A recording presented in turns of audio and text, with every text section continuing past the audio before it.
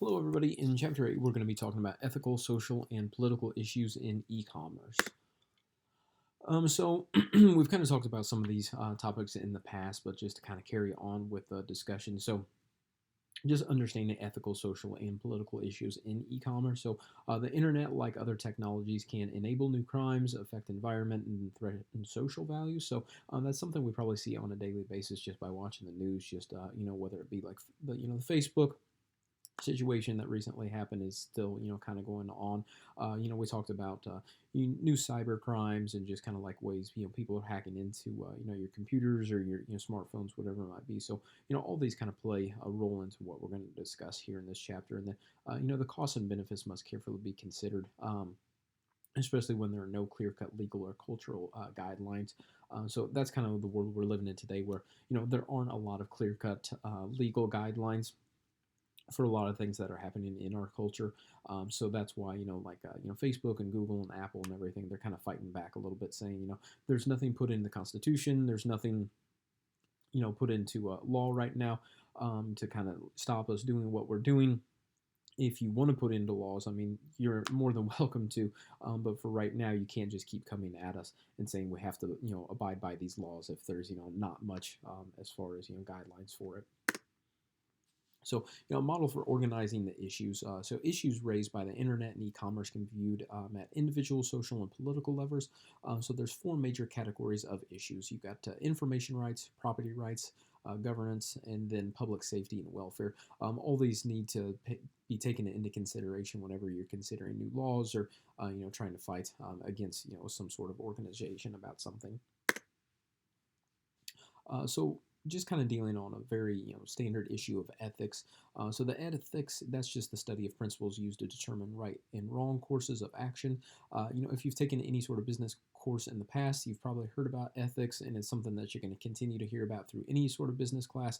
We've just seen a lot of kind of ethical gray areas within the last, well, I guess since the beginning of time when it comes to business, but especially here looking back at the more recent financial recession of 2008, where a lot of the things that happened there could have been stopped just by good ethical decisions.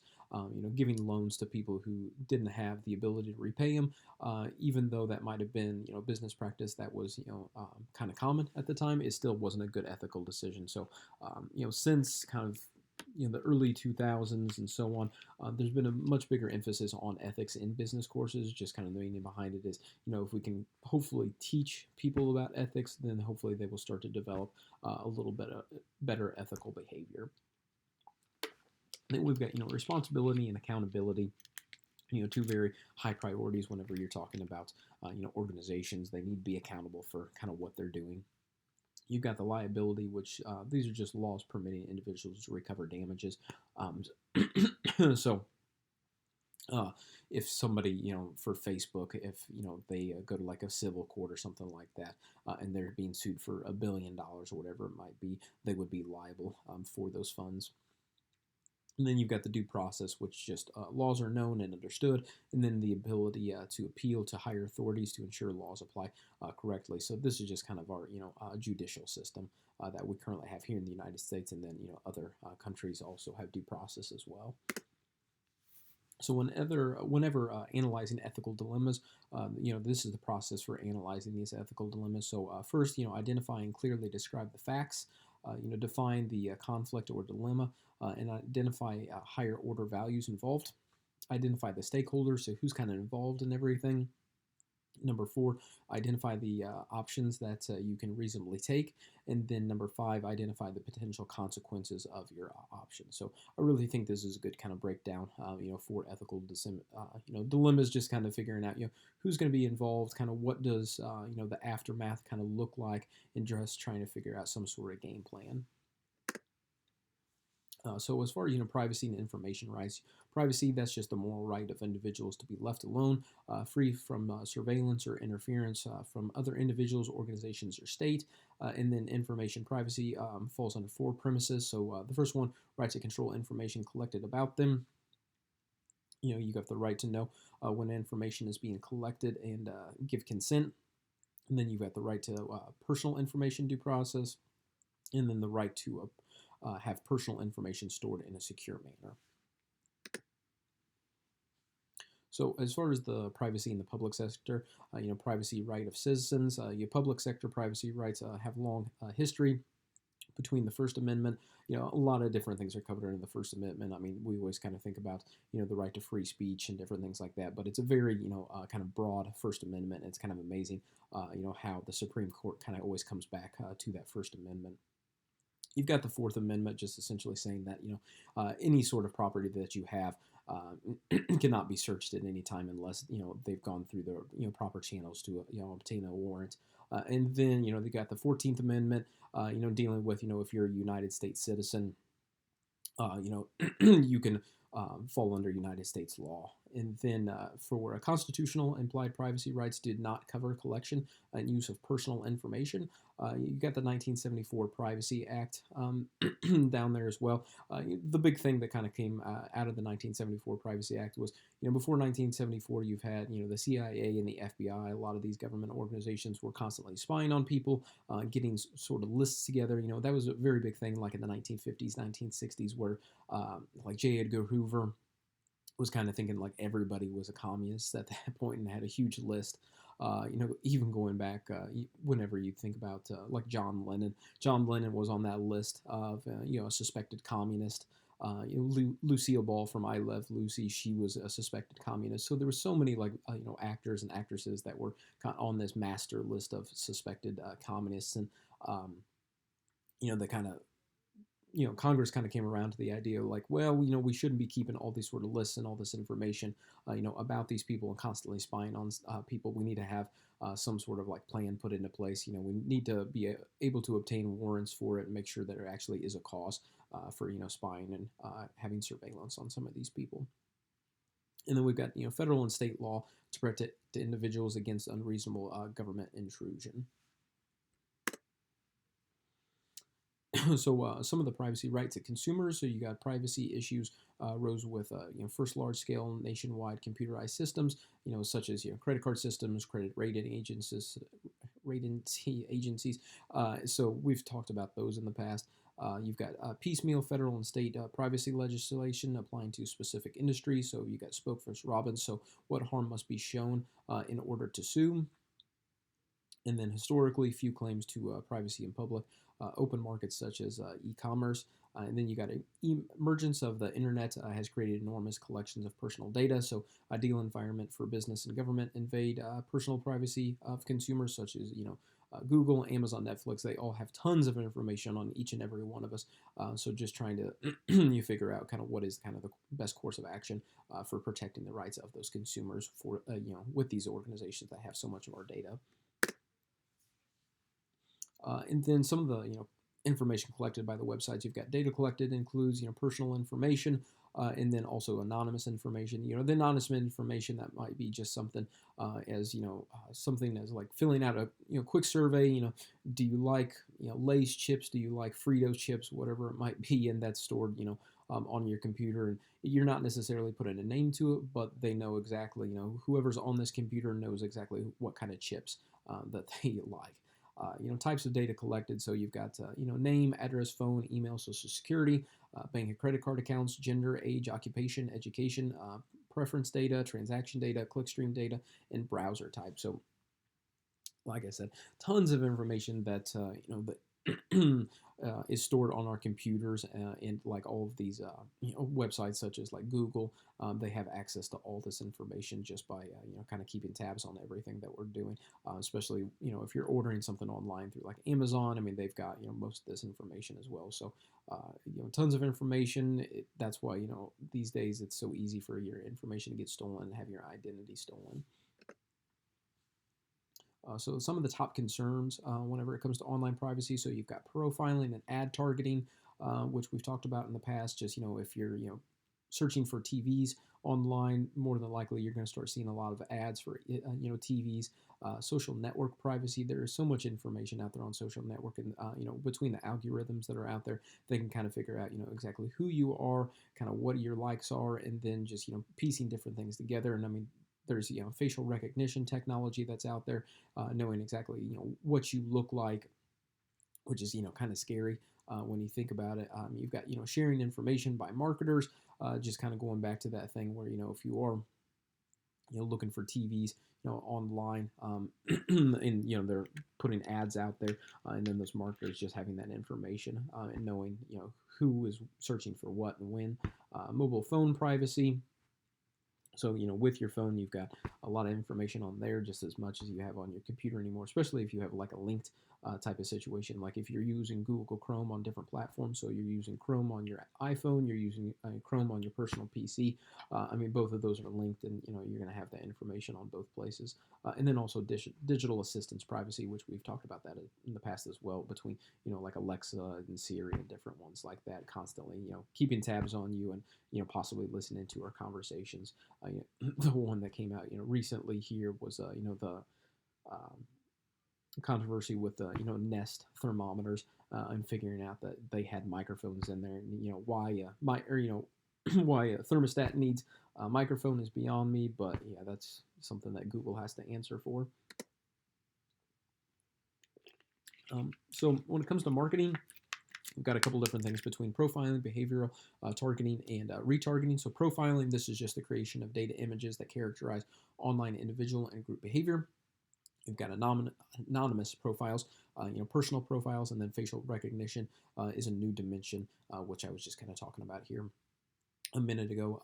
Advertising networks, we've got these track consumer and browsing behavior on the web, dynamically adjust what users see on the screen, and then build and refresh profiles of consumers. And then Google's new privacy policy, that one was put into place.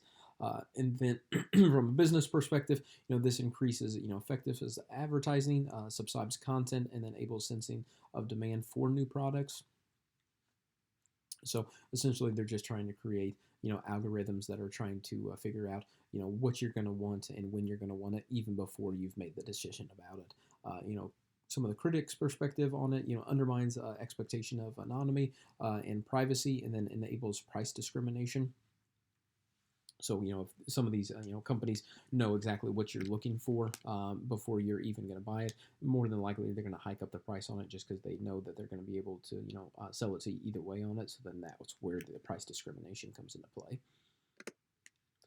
So for privacy and self-revelation for social networks, we've got encourage sharing personal details. Pose unique challenges to maintaining privacy. So when it comes to social networks, even at its core, putting your personal relationship statuses out there. What do you like? What do you dislike? I know statuses aren't all that big like on something like with Facebook anymore, but a long time ago it wasn't uncommon where people are kind of posting what their likes, what their dislikes are out there. And a lot of people still do that where they're kind of posting out daily routines.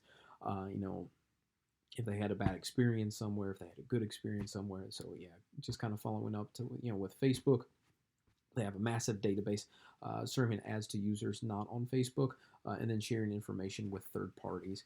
So we've kind of touched on all of those in the past, but yeah, just whenever you have that much data for Facebook, it's just kind of mind-boggling as to what they know about you and what they can do with that data. And then personal control over personal information versus organizations' desire to monetize a social network.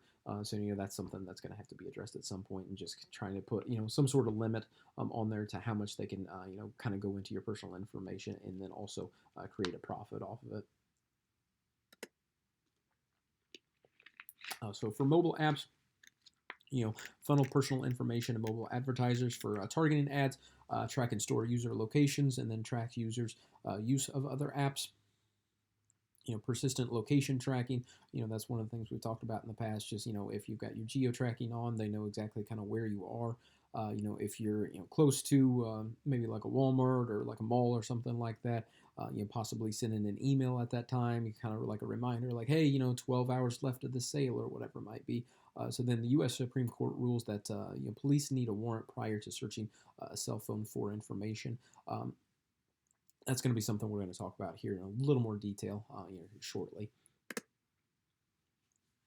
So, the Federal Communications Commission, or the FCC. So, in 2005, classification of broadband ISPs is similar to public utility service and subject to FCC regulation. So then in 2016, FCC approved new privacy rules for broadband ISPs. So they must notify users of privacy options or obtain user consent to collect information. And then service cannot be contingent on users surrendering privacy. And then in 2017, Congress voted to repeal privacy rules for broadband ISPs. So, the FCC right now doesn't have the best reputation just because it's, currently being run by somebody who was used to be a lobbyist for Verizon. So there's a little bit of a, conflict of interest right there. And this isn't just kind of new just at this administration. It was kind of following up from the last administration. So, the FCC not necessarily, like I said, in the best light right now with the general public. So, one of the things we'll talk about here as well is like net neutrality, playing a role with that, and then just overall, classifying, broadband ISPs as a utility service. So treating it more like, a phone or, electricity and something along those lines. So some privacy policies here. So, website terms of user notice. Recent studies showed these policies would take an average reader 8 hours to read each policy. And then, having conflicting statements, and then little oversight comparison between policies in different companies. So, it's not uncommon whenever you go onto a new website, there's probably something down, towards the bottom saying, do you agree to the terms of this, website or the terms of this notice, whatever it might be. And, you're always going to click agree to it just because you want to get on with your day. And you never want to read anything about it. And I really like that stat saying it would take an average reader 8 hours to read just that one policy on it. We don't have that time to go through, and most of the time you're probably not going to understand half of it anyways because it's written by lawyers and it has a lot of legal mumbo jumbo in it. And it does have that conflicting statements in it.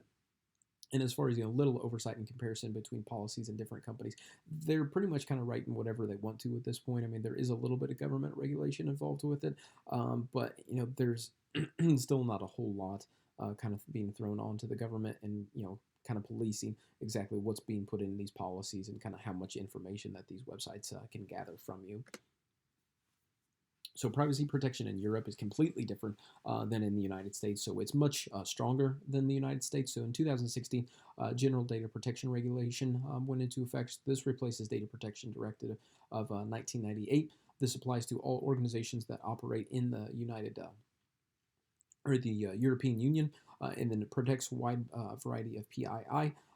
Strengthens citizens' right to their own personal data, and then strengthens oversight to firms to ensure compliance. Environment has turned against U.S. firms like Facebook and unfettered collection and use of personal data. Between Facebook and Google, those are two kind of the big organizations that are getting sued by the European Union right now. So that way, might see a couple of things in the news right now about, Facebook or Google, whoever, the tech company might be, is paying European Union, $1 million or $1 billion or whatever it might be in fines just because, they are, much stronger with their privacy protection than the United States. And, a lot of these companies aren't, playing by the rules over there. So, limitations to the right of privacy, you have, law enforcement and surveillance. How far, can they really go on it?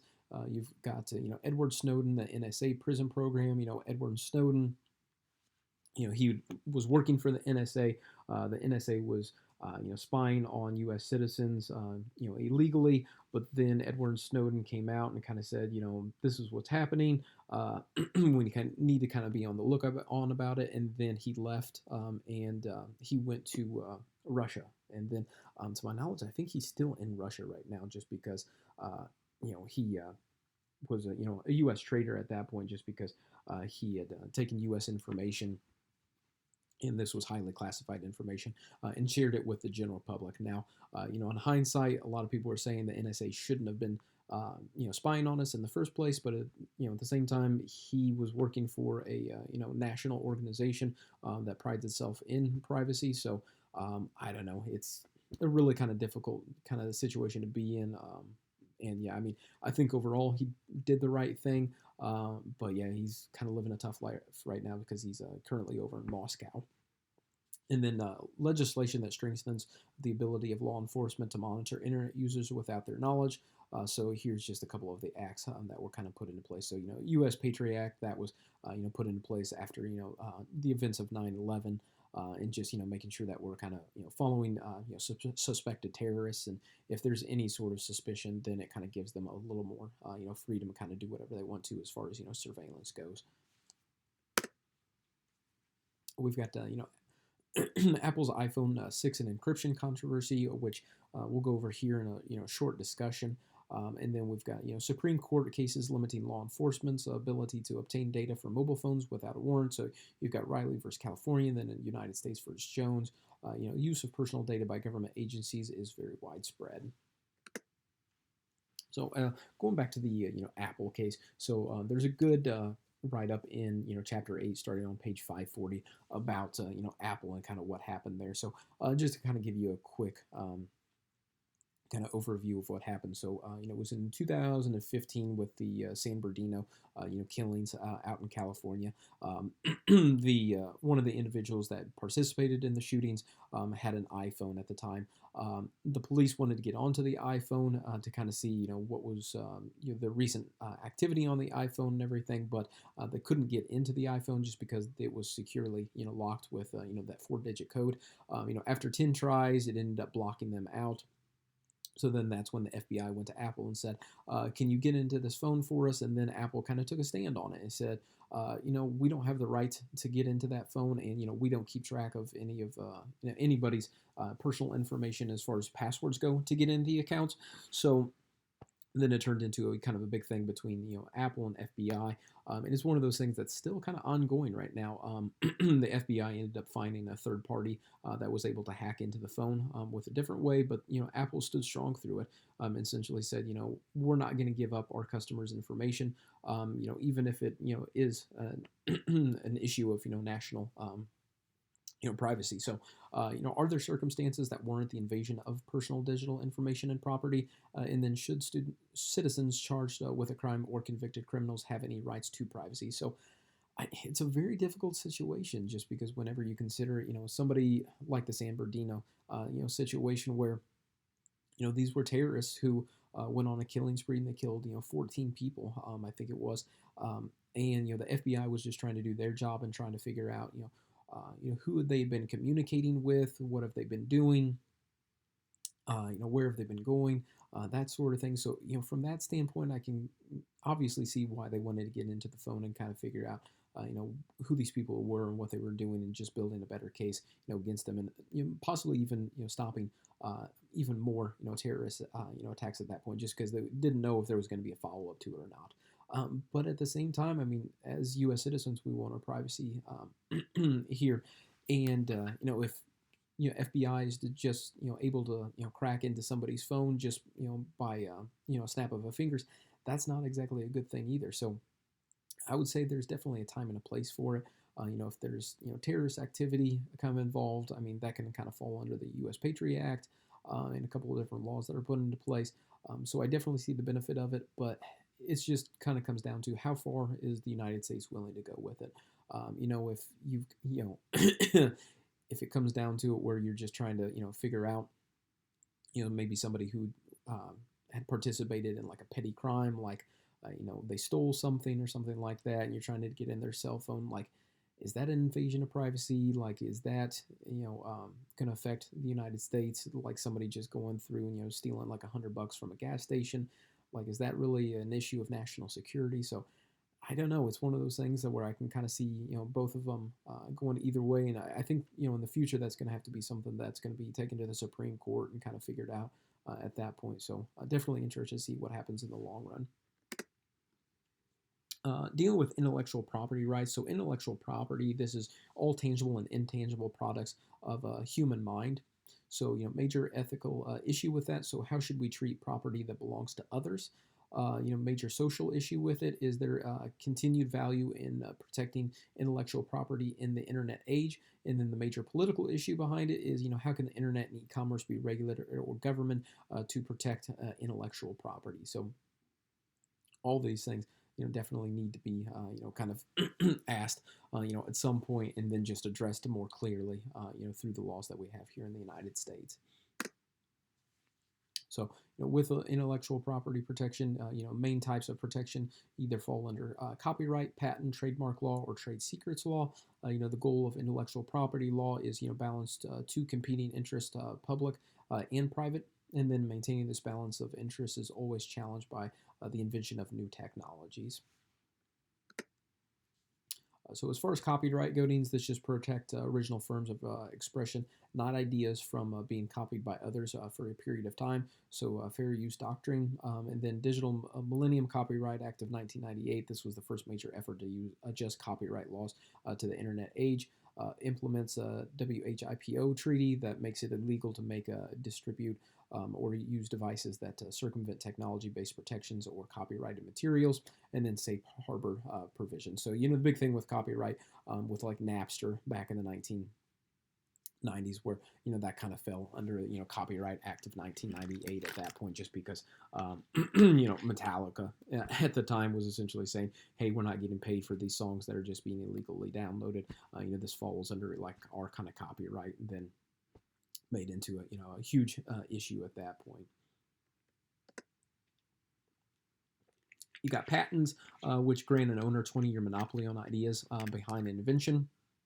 Invention must be new, non-obvious, and novel. This encourages inventors, promotes dissemination of new techniques through licensing, and then stifles competition by raising barriers to entry. One of the patents that just kind of recently got kind of not renewed but open to the general public was 3D printers. So 3D printers came out. I'm trying to think what year it was.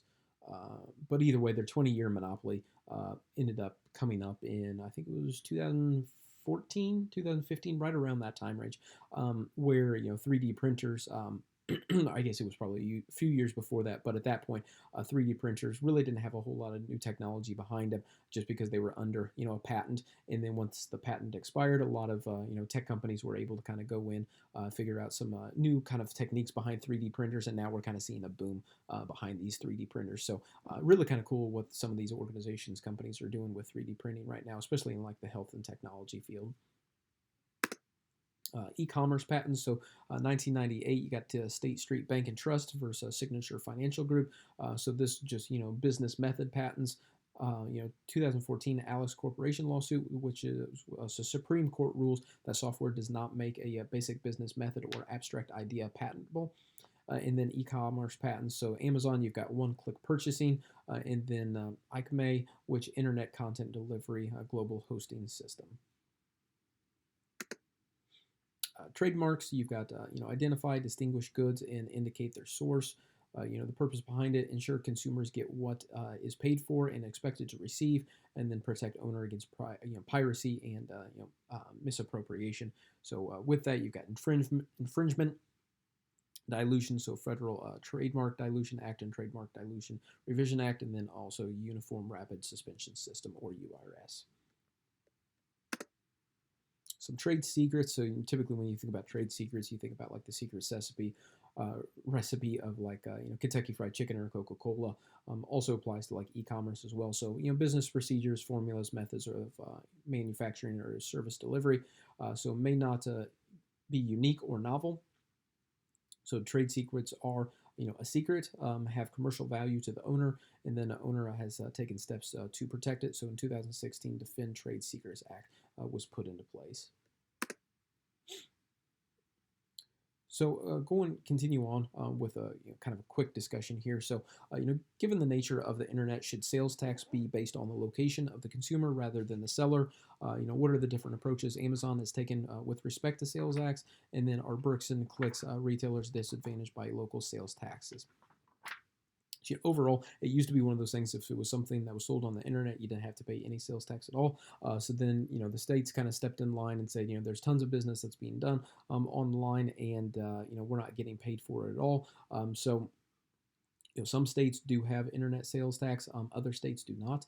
I know, actually, my wife, whenever she bought her wedding dress, it was one of those things where it was from a retailer up in Chicago, but the dressmaker was based out of the United Kingdom or someplace over in Europe. And it was created over there and then it was shipped here. But if it was shipped to someplace in the United States, they had to pay sales tax on it. Or I mean, excuse me, if it was shipped to someplace here in Illinois, they had to pay sales tax on it. But if it was shipped to Missouri, they did not have to pay sales tax on it. So obviously, my wife had a friend in Missouri, and we just had it sent there. So it ended up saving us, quite a bit of money just in sales tax, alone with that.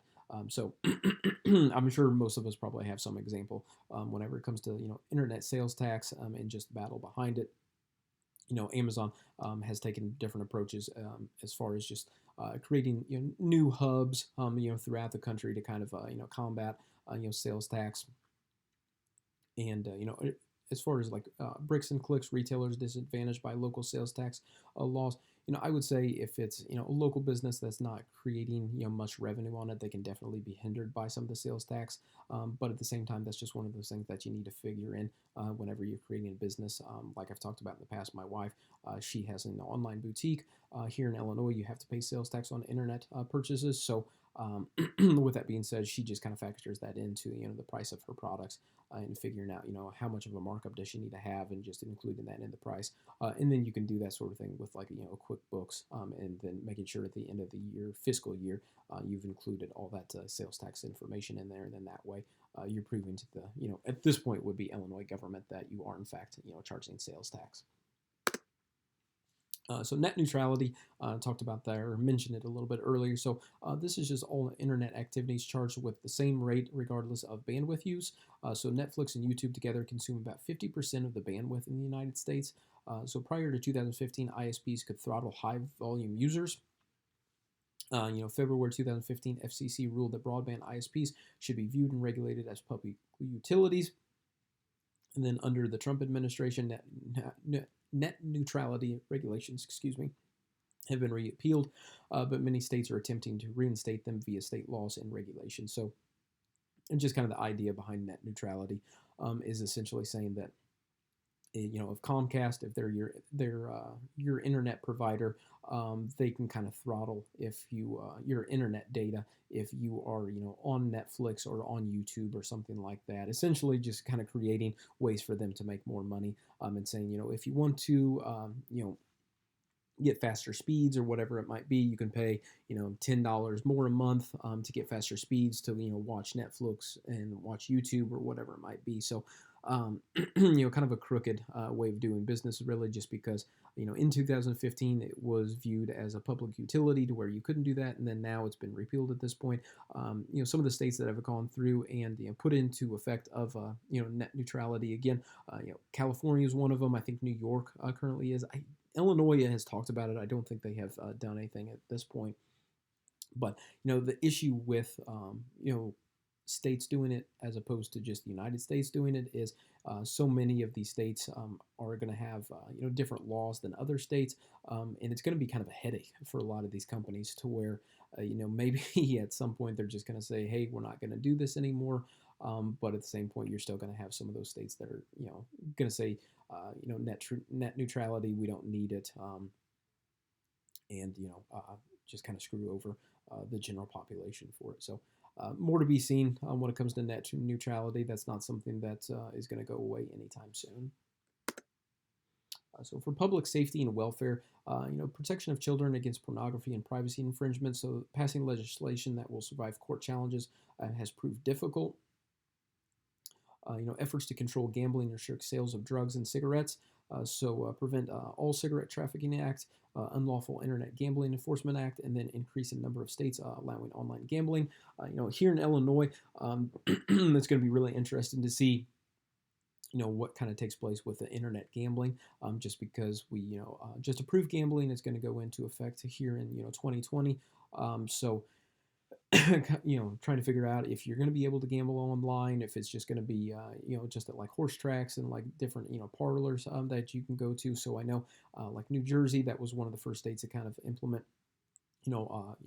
legal gambling at that point. You're able to do so much of it online now. So I would imagine Illinois would kind of follow suit on that, and be interesting to see kind of where it goes from there and see kind of the overall expansion of it, just because gambling has been illegal in the United States for so long.